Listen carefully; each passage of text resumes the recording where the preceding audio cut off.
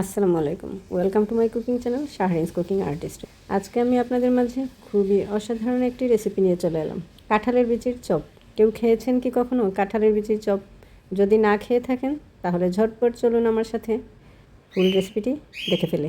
এখানে আমি কাঁঠালের বিচি ভালো করে ছিলে ধুয়ে সেদ্ধ করে নিয়েছি। সেদ্ধ করে এটাকে বেটে নিতে হবে, ব্লেন্ড করা যাবে না, ব্লেন্ড করা গেলে নরম হয়ে যাবে।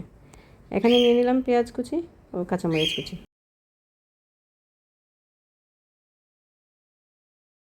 আমার বাটা হয়ে গেছে, দিয়ে দিলাম পেঁয়াজ কুচি, কাঁচামরিচ কুচি, হলুদ গুঁড়ো, মরিচ গুঁড়ো, জিরে গুঁড়ো, ধনেপাতা কুচি, স্বাদ মতো লবণ দিয়ে ভালো করে মিক্স করে নেব।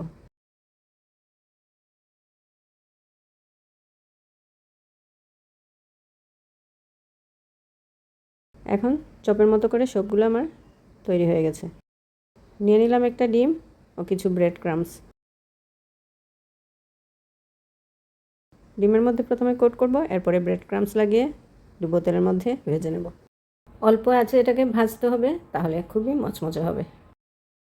খুবই সুস্বাদু এই রেসিপিটি, অবশ্যই আপনারা ট্রাই করবেন এবং আমাকে কমেন্ট করে জানাবেন কেমন লাগলো খেতে।